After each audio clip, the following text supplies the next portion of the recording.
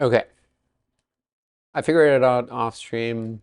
I had to read up on how some other people did it on Reddit.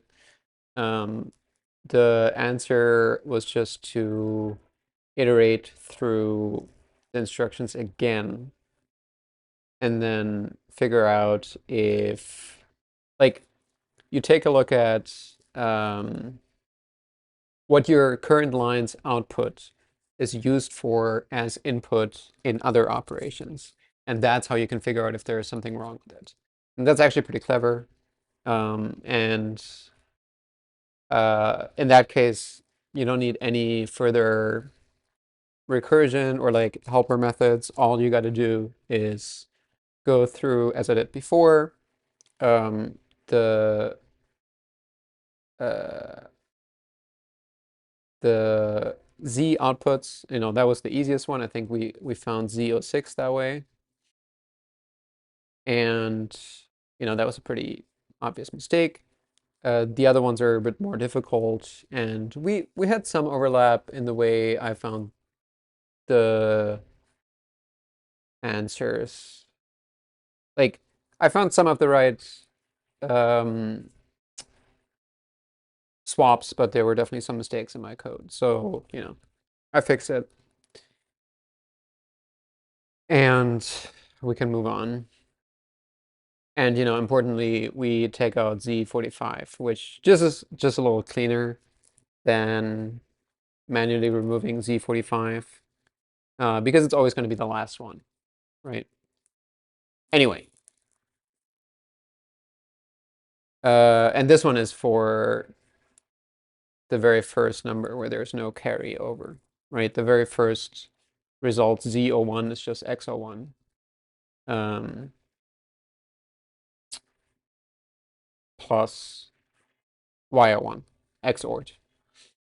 Anyway, I'm doing a terrible job explaining this. I do understand the solution, and I feel like I was pretty close, but I'm just really getting impatient about getting this done because holy cow, it's been a long month. And now I realize that there's one last puzzle, which I can't believe. I thought we were done, but no, we are not done. Very much not. So there's one last one to do. It's day 25. And it appears that all we got to do is split by double new line, replace dot with 0, replace hash with 1, and then we return a block for block in S. And then for every block, we do split lines. And then for every row, we do um, C for C in, and then we do int, and then we do np.array, and then let's just print t0 and see what we get to. That looks about right. Although I just realized that, ah, so how about we do s equals this, and then locks is array for a in s if array 0, 0 equals 1, right? I think that's right. 0, 0 is 1 for every lock, yes. And then key, we would take a look at the last one, and then we return lock and key, locks and keys. So now we should probably just sanity check that the first one is a lock and the next one is a key. That looks about right. Okay. So for every unique combination for L in locks, which is T0, is it actually 0? Yeah. Okay. Let's just call it lock.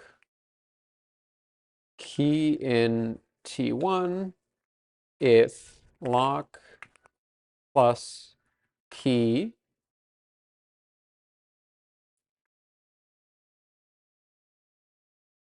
how do we do this? I think there's an NP max. Then result plus equals 1. Result equals 0. Print result. Done. All right. Okay. And then I think we just need to press this button. 50 stars. Events. Screenshot. All right, we needed help in exactly one day, which was day 24, and I'm okay with that.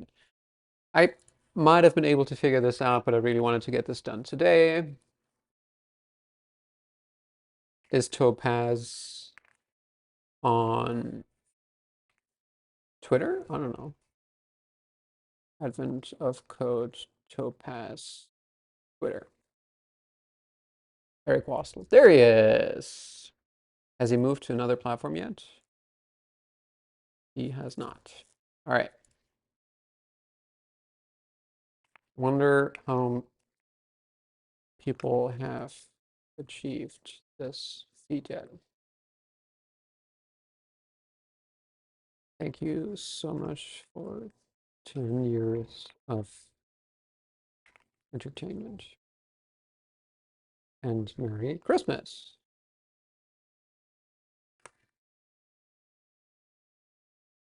Ah, I don't want to crop media. And then we give it a little heart.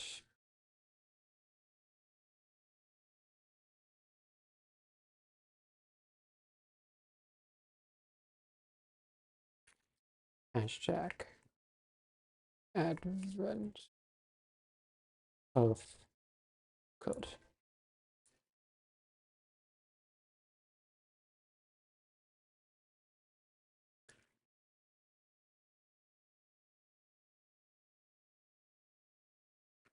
Let's just do it this way. That looks about right.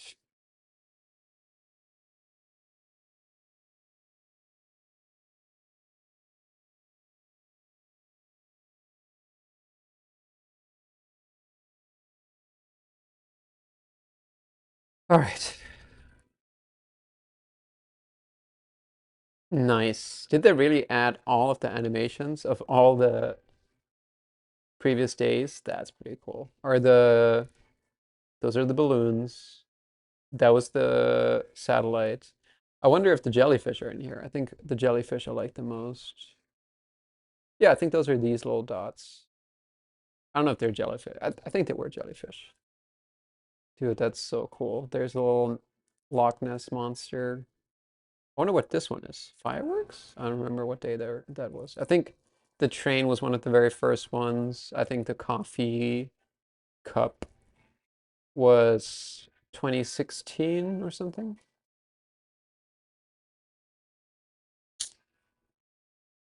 All right, good stuff. I am so done with Advent of Code. This all took like way too fucking long, but we did it. 500 stars. 500 stars. Cheated once on day 24. Well, cheating is a strong word. I got inspiration um, for how to solve it. And then, through outside input, I realized that I had to run through. Oh, this is not the right day. At day 25. Code 24 main.py. I realized that I had to run through the loop again, and then that's how you find out if there's an error or not. Pretty clever. Pretty clever.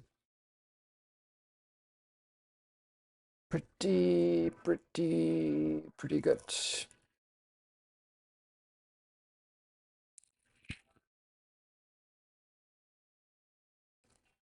All right.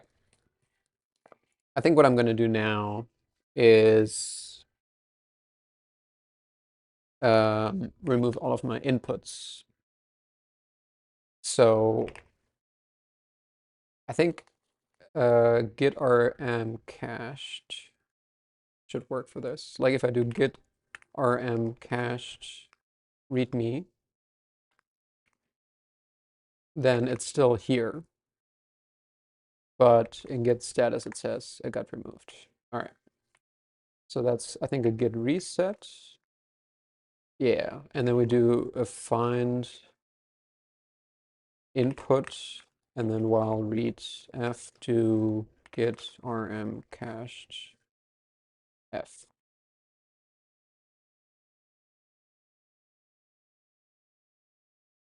And then we do echo input into dot git ignore, and then we do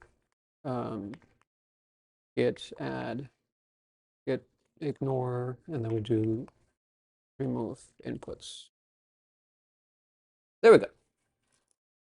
So now my repository is clean. I want to find a way to like encode all of my input files with like a password so that I don't lose them if my computer ever crashes and burns. I guess I can always get them back from like the website, but what if the website goes down? Yeah. Who knows? Anyway. Oh my gosh, I didn't share my screen for any of that. Okay, that doesn't really matter because this was the easiest fucking day ever. This is it. It's like 6 lines of code, literally. So, the difficult part was parsing it as a NumPy array and then realizing you have to add the array to see if there's any overlap. But, pretty straightforward.